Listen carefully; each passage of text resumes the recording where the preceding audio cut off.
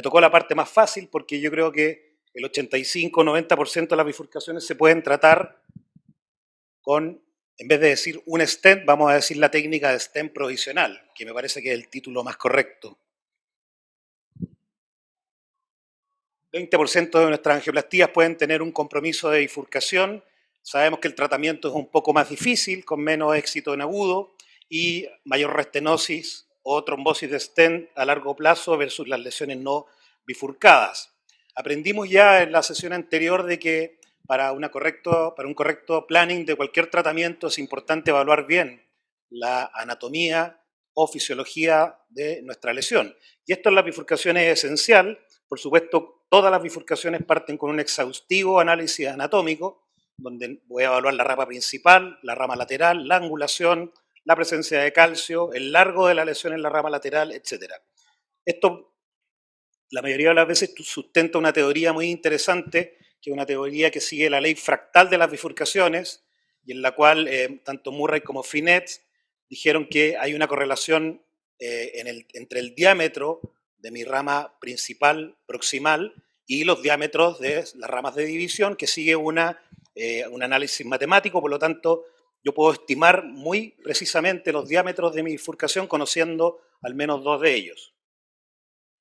Pero esto, como aprendimos recién en lindas conferencias que acabamos de presenciar, no siempre es suficiente y por lo tanto a veces necesitamos ir a endosonografía intracoronaria o tomografía óptica para tener una mejor información anatómica y de las características de la placa. Esto en bifurcaciones, en particular en tronco, tiene mucha relevancia, como ya ha sido mostrado, y asimismo evaluar la significancia de un eventual tratamiento. Ustedes ven acá una estenosis severa, angiográficamente severa del segmento medio de la descendente anterior que compromete el ostium de una rama diagonal. Estos operadores decidieron hacer fisiología porque la clínica, como bien dijo un doctor, no era muy concordante con una estenosis en una gran descendente anterior de esta monta y la fisiología fue negativa. Es decir, la fisiología, por supuesto, que también nos ayuda a la toma de decisiones. Habiendo dicho esto, yo quiero ponerles 3 escenarios del manejo de una bifurcación que van a ser tocados en este meeting. Uno, la bifurcación que tiene un ramo lateral pequeño, pero que no se desea perder, como es este caso de la izquierda, y donde posiblemente todos estamos de acuerdo que esto se trata con un stent y si es que la rama lateral sufre un daño, iremos a rescatarla. La segunda opción es tener un ramo lateral anatómicamente importante, ¿ya? Pero que no tiene mucha enfermedad en sí. Este es el caso de este ramo diagonal que ustedes pueden ver acá, ¿cierto? Donde tiene una enfermedad moderada en su ostium, que viene de una placa muy severa de la descendente anterior proximal. En estos casos, la estrategia de stent provisional probablemente va a ser el punto de partida de este tratamiento y vamos a tener una posibilidad de ocupar un segundo stent en un 10% de los casos. El tercer caso, no se alcanza a ver muy bien acá, pero créanme, una visión spider de una bifurcación de tronco muy calcificada, con un compromiso del ostium de la descendente anterior y también difuso de la arteria circunfleja. Probablemente en estos casos, si alguien dice vamos a tratarlo esto con un stent, entonces van a decir, bueno, está loco el doctor. No necesariamente, pero la mayoría de estos pacientes pueden requerir una técnica de doble stent. Ahora, para esto es muy importante definir entonces la importancia de la rama lateral. Estos 3 escenarios dependen de la importancia de una rama lateral. Y esto tiene que ser muy bien fundamentado. Yo he visto tratamientos complejísimos de bifurcaciones en ramos laterales de una marginal que debe irrigar un 4% del miocardio. Por lo tanto, hay un concepto hoy en día que maneja la gente del EBC, del Grupo Europa, que es determinar muy bien la importancia de una rama lateral, y esto viene por estudios hechos por tomografía para ver qué porcentaje del miocardio perfunde una rama lateral. Y esto se puede determinar un índice que es el Fractional Myocardial Mass a través de estos métodos. Y ellos, el grupo de Corea, el doctor Ku, demostró que muy pocas veces una rama lateral irriga más del 10% del miocardio, que asumiremos todos de que es un umbral de isquemia bastante razonable para hacer algo en un ramo. Cuando un vaso irriga menos del 10%, uno debería dudar si necesita una intervención o no, ¿verdad? Por lo tanto, ir a intervenir una rama lateral que irriga menos del 10% es cuestionable. Y lo que se demostró en un grupo importante de pacientes es que solo 1 de cada 5 bifurcaciones irriga más de un 10% de miocardio. Por supuesto, si nos fijamos en tronco, casi 95%, porque evidentemente la circunfleja siempre va a irrigar más de un 10%. Pero si nos vamos a bifurcaciones de la coronaria derecha, fíjense la posterolateral o la marginal, son pocas las ramas que irrigan menos del 10%. Así que esto tenemos que tenerlo en mente, y uno de mis mentores, que es el doctor Yves Lubar de Massy, donde yo tuve la oportunidad de formarme, él siempre termina sus presentaciones con esta diapositiva que dice que, que la identificación de una rama clínicamente relevante debe ser siempre el primer step. Y ahí nos tenemos que tomar un tiempo, no ir a tratarla porque sí. Hay muchas herramientas, pero todas tienen sus limitaciones, sus debilidades, pero siempre considere que lo que usted ve por la angiografía siempre va a ser un poco menos que lo que realmente es el territorio isquémico. Esto es por la superposición, ¿cierto?, de arterias que vienen de otros territorios. Así que la mayoría de las ramas no tienen más del 10% de irrigación, y por lo tanto no tenemos que ocupar técnicas muy complejas en este tipo de arterias. Y lo otro que hay que tener en cuenta hoy en día con la información que hay en la literatura es cómo definir una bifurcación en base a estos criterios anatómicos que acabo de expresar. Y hoy en día se sabe muy bien que es importante definir que una bifurcación es simple o compleja. Y esto es con criterios netamente angiográficos hoy en día, en base al estudio Definition, que ustedes bien saben que viene del grupo del doctor Chen de China. Y hay criterios mayores y menores, con un criterio mayor que es en el fondo el compromiso de la rama lateral, si es que es mayor de 90% en una rama no tronco, en una no circunfleja, o más de 70% en una circunfleja, y si la lesión mide más de 10 milímetros de largo en la rama lateral, ya tienes el criterio mayor, y se exigen 2 criterios menores, que son calcificación, lesiones múltiples, angulaciones un poquito complejas, vasos de referencia pequeños, lesiones largas en el ramo principal de más de 25, o trombo. Cuando tú tienes una definición de bifurcación compleja, tienes una alta probabilidad de terminar con 2 stents, y quizás es el escenario donde partir con una técnica de doble stent de entrada tiene sentido, asumiendo que estamos hablando de una rama lateral importante. Entonces, mi posición es primero definir la importancia de la rama lateral, clasificar la bifurcación en simple o compleja en base a estos criterios, y con esto yo les podría decir que teóricamente la gran mayoría, si no todas, entre comillas, pueden seguir siendo tratadas con la técnica de stent provisional. Esta técnica de stent provisional ha sido probada en muchos estudios, yo no voy a poner 20 diapositivas. Este es el seguimiento de 10 años del Nordic Bifurcation Study, donde la técnica de stent provisional fue mejor que la técnica de doble stent de entrada a largo plazo.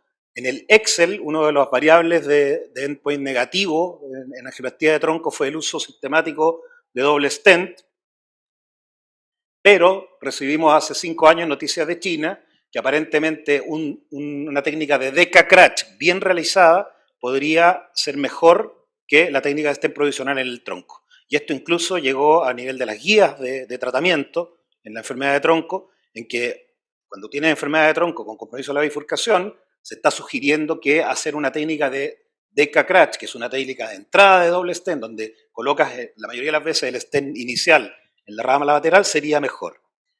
Esto fue confrontado el año pasado con el estudio del grupo del EBC, que es el EBC Main, que también es un estudio en tronco, la mayoría, por supuesto, son bifurcaciones, donde para ellos los resultados fueron equivalentes, es decir, la técnica de stent provisional es similar a el uso sistemático de doble stent. ¿Por qué? 2 grupos que son muy experimentados tienen tan diferentes efectos. Yo creo que, volviendo al Deca-Cratch, yo creo que hay un problema sistemático en cómo se hace la técnica de stent provisional, no solo en China, sino en el mundo entero. Yo siento que no hacemos una buena técnica de stent provisional, y en cambio sí hacemos técnicas complejas quizás mejor. Ocupamos más imágenes en técnicas complejas, nos dedicamos más tiempo a predilatar la rama y lo hacemos con más cuidado. En cambio, una técnica de stent provisional quizás la hacemos más a la rápida. Yo creo que eso es lo que pasó en el Deca-Cratch en parte. No hicieron un buen provisional e hicieron un espectacular Deca-Cratch. Y lo otro que pasó es que hay una diferencia fundamental en la población elegida, y ustedes pueden ver acá, solamente me voy a detener en el diámetro de la rama lateral en el grupo, en el trabajo de los europeos, fue 7 milímetros. Habíamos hablado que 10 milímetros es un punto de corte arbitrario para definir una bifurcación compleja. La mayoría de las bifurcaciones del EBC no eran complejas. Por lo tanto, obviamente que el stent provisional ahí debiera andar bien. En cambio, los chinos tenían 16 milímetros de compromiso de la circunfleja proximal. La verdad es que yo, en mi práctica ya casi 18 años de intervencionismo, pocas veces uno va a tratar una lesión de tronco con una rama lateral, una circunfleja con 20 milímetros de largo. Habitualmente esos pacientes son referidos a cirugía o no sé, ¿verdad? No, es raro tener una población tan enferma. Yo creo que eso explica las diferencias. Entonces, nos quedamos con el criterio de definición simple o compleja para ver qué paciente va a tratarse con un stent. Y la mayoría de los pacientes que vamos a tratar van a ser del escenario de al medio, ¿verdad? Y aquí yo quiero dar algunos tips técnicos, volviendo a mi frase de decir que yo veo muchos errores en cómo se practica la técnica de stent provisional. ¿Ya? Esto es una filosofía, ¿cierto? Que después de instalar mi primer stent y hacer la técnica de optimización proximal, la técnica de POT, puedo no hacer nada si el resultado es muy bueno, usar un balón medicado, lo que yo quiera, hacia la rama lateral, si en la rama lateral no hay un buen resultado, o ir un segundo stent, ¿cierto? Si es que es necesario. Pregunta número 1, ¿se predilata en esta técnica o no la rama lateral? Los chinos en general predilataban con mucha energía la rama lateral, por lo tanto tenían 40% de uso de doble stent. Evidentemente que si tú inflas un balón a alta presión en la rama lateral tienes más riesgo de disección, etc. Lo que se recomienda, si es que tú tienes una bifurcación simple, es no predilatar la rama lateral, salvo en caso de estenosis muy severa del ramo lateral, con calcio, con trombo, donde existe una alta probabilidad de requerir el tratamiento, o cuando la rama es de difícil acceso. Esta es la técnica moderna de cómo hacer un stent provisional. Esto fue publicado por el grupo OS este año, hace un par de meses, y yo me quiero solamente detener en que es una técnica tan plástica y versátil que a mi gusto deberá ser aplicada en la gran mayoría de las bifurcaciones. Después de colocar mi stent, ¿cierto? Hago el POT. La mayoría de las veces tengo que hacer 2 POT porque tengo que cubrir el borde proximal de mi stent. A veces uno hace un POT y deja el borde proximal del stent subexpandido, cruzo mi guía y mi guía cruza por abdominal y tengo problemas. Probablemente eso explica algunos malos resultados en China, en serio.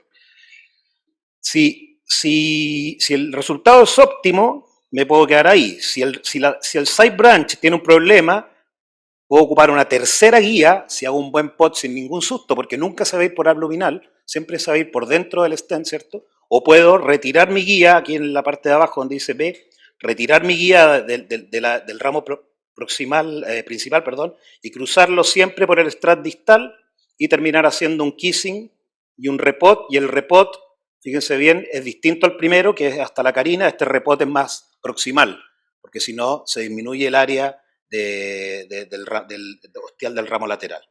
Si el resultado con esto es impecable, me quedo ahí. Si no, voy al step 5, que es colocar un nuevo stent, si que aún así la rama lateral tiene problemas.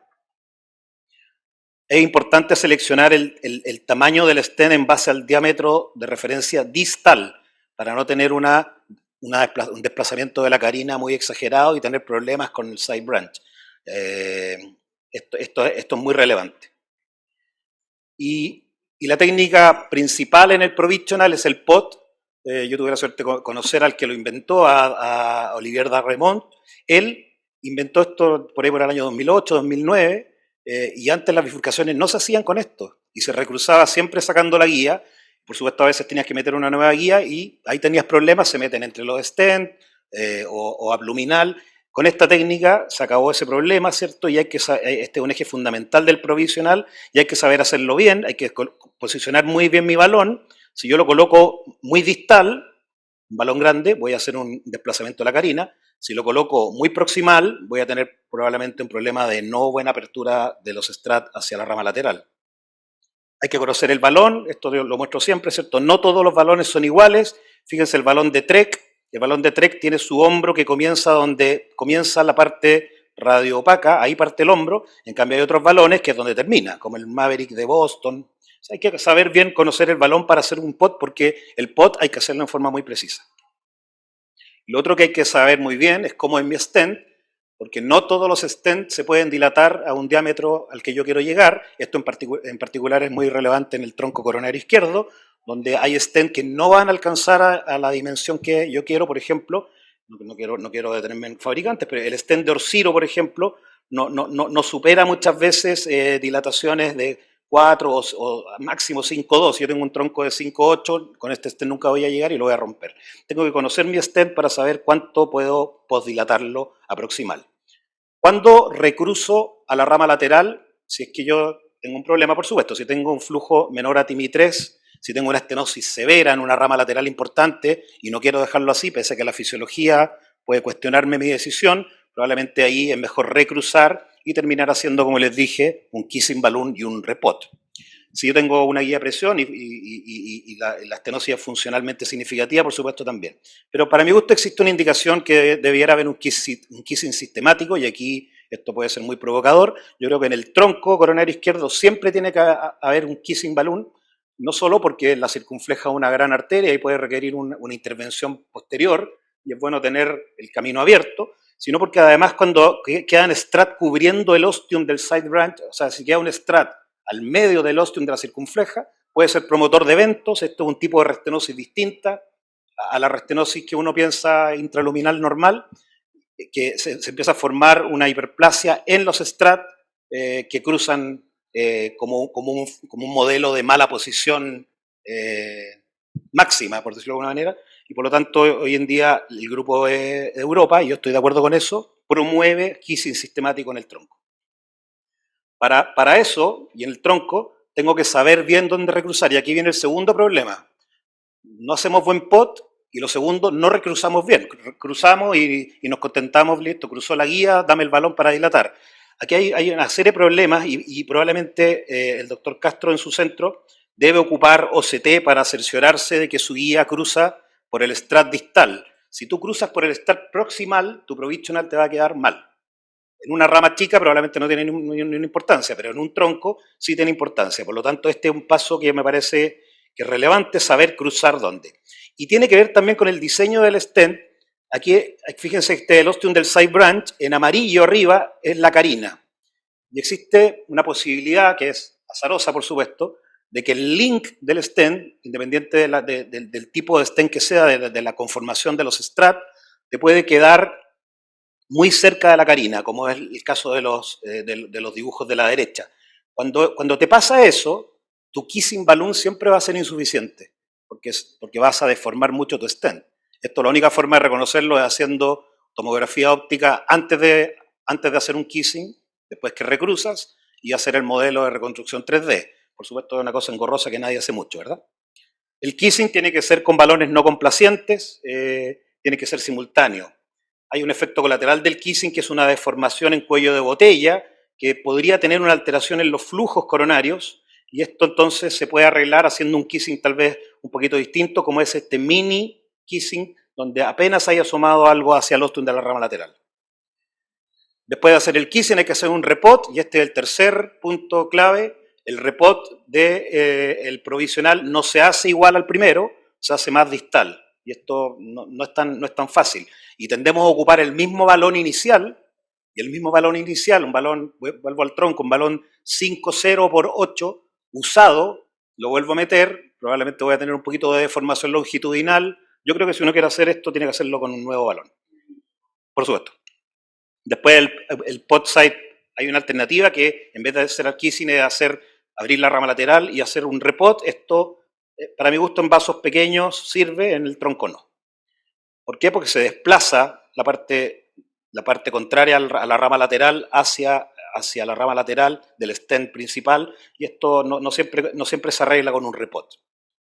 Cuando tengo un problema, voy como dije, al segundo stent, y esto va a ser tocado por el doctor Uribe. Finalizo con esto. ¿Qué pasa con un paciente así y yo quiero ocupar solo un stent? ¿Hay alternativas? Por supuesto que sí.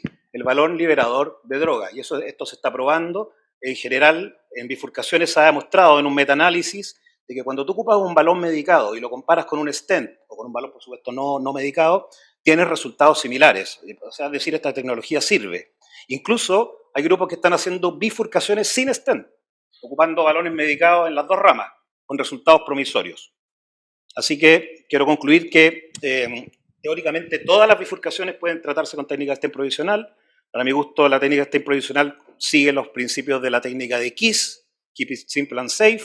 El uso de balones medicados pudiese ser una alternativa en bifurcaciones complejas para seguir ocupando esta técnica en la mente, y solamente las técnicas de doble stenting para casos complejos, si es que usted conoce bien las técnicas y sus potenciales problemas. Fíjense que en esta gráfica el Operator Expertise está al medio de la toma de decisiones.